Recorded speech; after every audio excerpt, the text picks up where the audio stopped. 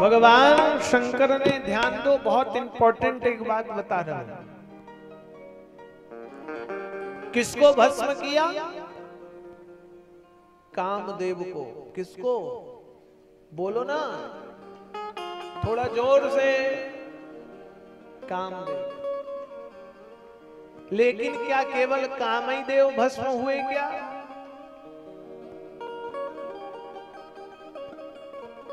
क्या केवल काम ही देव भस्म हुए? कि जब तक बाबा के बियाह नहीं होगा तब तक जनरेटर में भूत बैठल रहेगा। कह दिया है भूतवा कि जल्दी कराओ ने हम बौरा जाएंगे। खाली बंधुओं कामदेव नहीं जले, ध्यान दो। सौरभ पल्लव वदन विलोका। कामदेव कहां बैठे? तो सौरभ पल्लव वदन विलोका। पल्लव जानते हो किसको बोलते हैं? आम के पत्ता को। तो किसके ऊपर बैठा कामदेव? आम के पेड़ पर, डाल पर। सौरभ पल्लव बदन विलोका, भयं कोप कांपे त्रिलोका। आम के डाल को हटाकर वहीं से तीर चलाया भगवान ने, तभी तीसरा नेत्र खोला, देखा आम की पेड़ पर बैठा है और तीसरे नेत्र से अग्नि निकली तो काम सहित आम का वृक्ष भी जलकर भस्म हो गया। रति रुदन करने लगी, वरदान मांगा, प्रभु मेरा क्या दोष था, मेरे पति का क्या दोष था, ऐसी क्या गलती कर दी थी मेरे पति ने जो आपने उन्हें जलाकर भस्म कर दिया। तो भगवान ने आशीष दिया काम को, जब यदुवंश कृष्ण अवतारा होई हरण महामही भारा, कृष्ण तनय होई है पति तोरा, वचन अन्यथा होई न।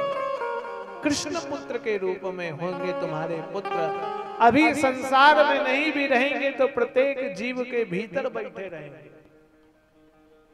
सच में भूत धरा है, इसलिए कृष्ण तनय हुई है पति तोरा, कृष्ण के पुत्र के रूप में होंगे। सुनिए, काम को तो आशीर्वाद मिल गया, आम के पेड़ों ने आशीर्वाद पाया। आज तक जो न बताया होगा वो हम बता रहे हैं। कभी विचार किया कलश में आम का पत्ता ही क्यों रहता है? क्यों? आम को फलों का राजा क्यों कहा? आम का ही पल्लव दरवाजे क्यों बांधा जाता है? उससे क्या फायदा है? यहां शिव पुराण कहती है कि आम के वृक्ष ने भगवान से कहा, प्रभु मेरी क्या गलती थी, मैंने तो देव कार्य किया, काम को स्थान दिया, मैं जड़ हूं, चल नहीं सकता, बोल नहीं सकता, मुझे जलाकर आपने भस्म कर दिया। भगवान ने कहा, आम चिंता न कर, तू आज मेरे नेत्र से जलकर भस्म भले ही हुआ है, याद रखना जब जब यज्ञ होगा तब तब तुम्हारी ही लकड़ियों की आवश्यकता पड़ेगी और तुम ही पूज्य कहलाओगे। इसलिए हवन यज्ञ में किसकी लकड़ी लगती है? हाँ? उसी के भस्म को हम पूजनीय मानते। आम्र के डाल का भस्म, आम के पत्ते को कहा, हे पत्ते तुमने भी बलिदान प्रदान किया, इसलिए पल्लव तुम श्रेष्ठ हो गए। जहां तुम्हारे पत्ते को कलश पर रखकर नारियल रखा जाएगा तब 33 कोटि देवी देवताओं का वास होगा। हे आम के पल्लव, तुम्हें जहां बांध दिया जाएगा दरवाजे पर, वहां उस घर पर कुदृष्टि बुरी दृष्टि का कोई प्रभाव नहीं होगा। इसलिए पूजा पाठ में दरवाजे बांधा जाता आम पल्लव कि कुदृष्टि भी पड़े तो वो दूर हो जाए।